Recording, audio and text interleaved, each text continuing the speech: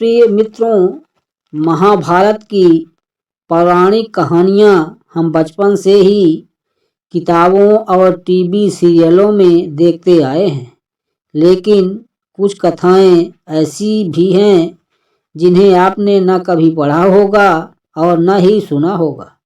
ये कथाएं अपने आप में अद्भुत हैं। आज इस पौराणिक कथा में हम आपको सुनाएंगे एक कहानी जब हनुमान जी ने भीम को अपने शरीर के 3 बाल दिए। जानिए क्यों। पांडवों ने श्री कृष्ण की मदद से कौरवों पर विजय प्राप्त कर ली थी। अब हस्तिनापुर का राज्य पांडवों के अधीन था। धर्मराज युधिष्ठिर राजा बने थे। न्याय और धर्म की प्रतिमूर्ति महाराज युधिष्ठिर के राज्य में सब कुशल मंगल था। समस्त हस्तिनापुर आनंदमयी जीवन व्यतीत कर रहे थे। किसी प्रकार का दुख न था। एक दिन नारद मुनि राजा युधिष्ठिर के पास आए और कहा कि महाराज, आप यहाँ वैभवशाली जीवन जी रहे हैं, लेकिन वहाँ स्वर्ग में आपके पिता बड़े ही दुखी हैं। युधिष्ठिर ने नारद मुनि से पिता के दुखी होने का कारण पूछा तो उन्होंने बताया कि पांडु का सपना था कि वो राज्य में एक राजसूय यज्ञ कराएं, लेकिन वो अपने जीवन काल में नहीं करा पाए। बस इसी बात से दुखी हैं। तब युधिष्ठिर ने अपने पिता की शांति के लिए राजसूय यज्ञ करने का फैसला लिया। इस यज्ञ में वो ऋषि पुरुष मृगा को बुलाना चाहते थे। ऋषि पुरुष मृगा भगवान शिव के परम भक्त थे।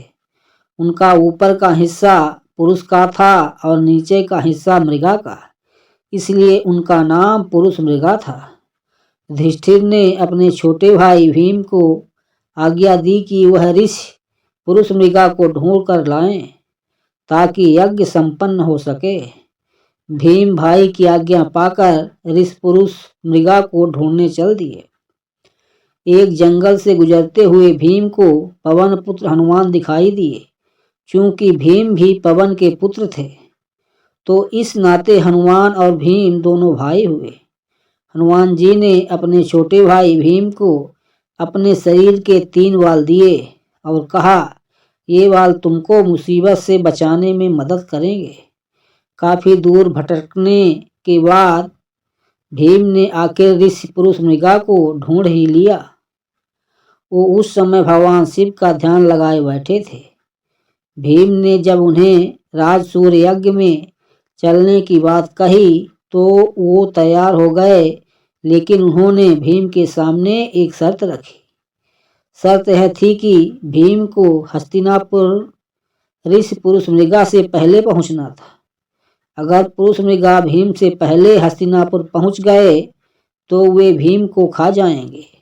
अब चूंकि ऋषि पुरुष मृगा का निचला हिस्सा हिरण का था, तो वे बहुत तेज दौड़ते थे।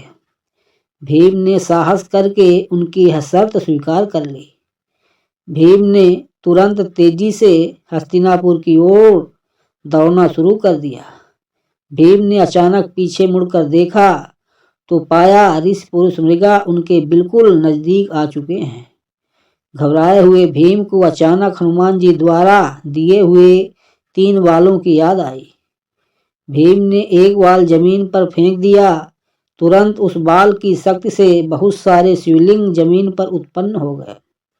ऋषि पुरुष मृगा भगवान शिव के भक्त थे, इसलिए अब वो हर शिवलिंग को पूजते हुए आगे बढ़ रहे थे, जिससे उनकी चाल धीमी पड़ गई। अब थोड़ी देर बाद भीम ने फिर दूसरा बाल फेंका तो फिर से बहुत सारे शिवलिंग उत्पन्न हो गए।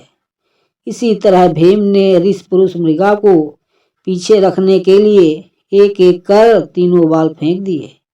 लेकिन जैसे ही भीम महल में घुसने ही वाले थे, तभी पुरुष मृगा ने उनके पांव पीछे से खींच लिए और भीम के पांव महल से बाहर ही रह गए।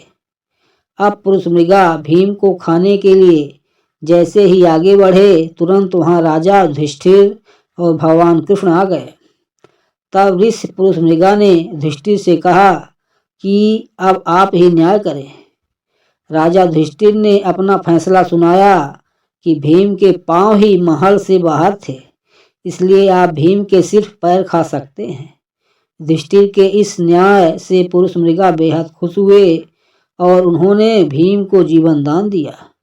फिर मंगल पूर्वक राजसूय यज्ञ संपन्न हुआ और इस पुरुष मृगा सबको आशीर्वाद देकर फिर से अपने रास्ते पर निकल पड़े।